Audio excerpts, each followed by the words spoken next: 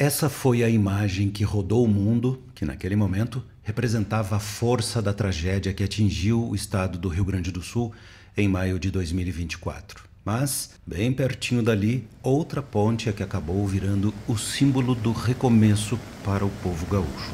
Já já vamos entender o porquê desse símbolo.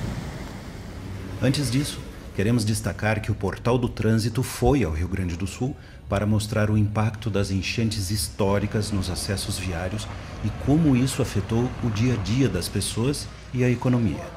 Essa família em especial que você mencionou, ela acabou sendo resgatada, deu tudo certo? Ela acabou sendo resgatada, graças a Deus, tá? O resgate conseguiu chegar. Vamos ver como o povo se uniu a empresários e ao poder público para a recuperação de estradas e pontes destruídas, numa demonstração de união de um povo em prol do trânsito, de bens e de pessoas. Além disso, vamos ver a consequência ambiental dessa tragédia e algumas soluções provisórias, muitas delas feitas pelo Exército Brasileiro na tentativa de minimizar os impactos e garantir a todos o direito de ir e vir. A nossa primeira reportagem da série mostrará uma importante obra histórica que foi levada pela correnteza do rio Forqueta. Trata-se da ponte de ferro que liga os municípios de Lajeado e Arroio do Meio. Para entendermos melhor esse contexto, nosso produtor Joel Davis conversou com o empresário que bancou a obra de reconstrução dessa ponte e que nos falou sobre os motivos que o levaram a tomar essa decisão. Eu acho que o fator principal que fez a gente mobilizar todo esse time, todo esse esforço, todo esse dinheiro nessa obra, sem dúvida alguma, foi o impacto nas pessoas. Na região alta, que ela estava isolada, de Lajeado, né, que é praticamente a capital do Vale do Taquari, moram aproximadamente 300 mil pessoas que fazem esse trânsito diariamente. Como elas estavam vivendo sem pontes, literalmente, né? Uma travessia que era normal em 5 minutos estava demorando de 3 a 4 horas com dificuldade.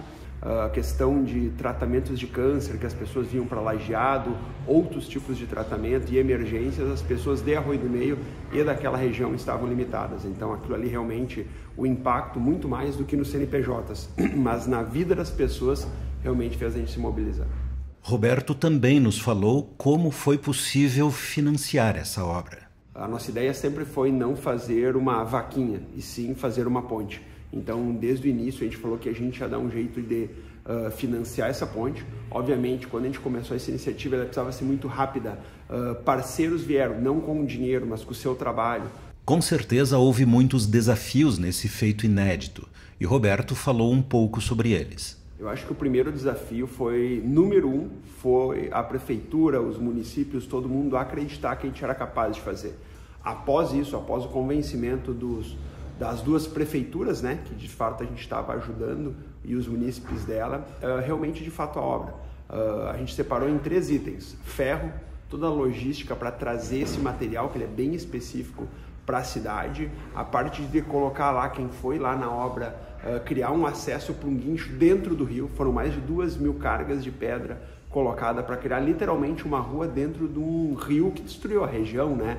E a terceira coisa, toda a engenharia e, obviamente, o içamento da ponte, colocar no lugar. Uma ponte com vão de 51 metros, naquela condição, né? Muito importante lembrar a condição que a gente estava vivendo ali. Literalmente parecia que uma bomba tinha vindo naquele local. Então, a segurança, então eram vários os fatores, mas sem dúvida alguma foram vencidos aí com a ajuda de todo mundo.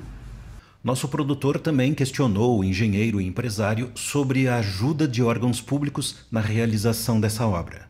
O município de Lajeado, em vários momentos, foi muito importante a questão de empréstimo de maquinários. Vamos colocar mais caminhões para acelerar a questão do aterro. Em alguns momentos teve, sim, pessoas federais. Me lembro que o ministro Pimenta teve na ponte, acompanhando em função de entender o que está acontecendo, mas sem nenhum tipo de auxílio. Mas sim, o governo municipal de Lajeado, dentro das suas possibilidades, tentou nos auxiliar em alguns momentos. Então todos os órgãos, sim, estavam próximos, mas a empresa e o grupo de empresas que estavam fazendo a ponte assumiu as responsabilidades. A iniciativa privada está sendo muito importante na reconstrução do Rio Grande do Sul.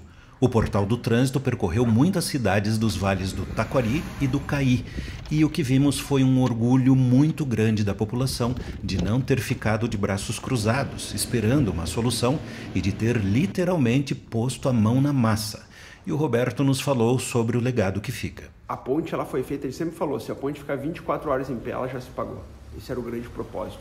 Mas o que se percebe é que mais que uma ponte, ela está virando um símbolo de reconstrução. Muita gente nos trouxe isso. Coragem para fazer o que tem que ser feito. É isso que fica, é isso que a gente quer levar. Grandes pontes foram feitas, mas principalmente as pessoas que fizeram as pontes também estão sendo reconstruídas e vão estar muito mais fortes. Então, nesse momento, com certeza, se tu pedir para 90% da população, ela vai dizer que a ponte virou um símbolo de reconstrução. Esse é o grande propósito dessa ponte.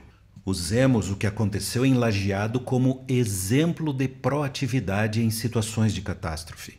Mas lembremos que a responsabilidade da manutenção das vias no Brasil é do poder público, que na realidade deveria ter tomado iniciativa na reconstrução dessa ponte histórica, que acabou virando um símbolo de reconstrução de um estado.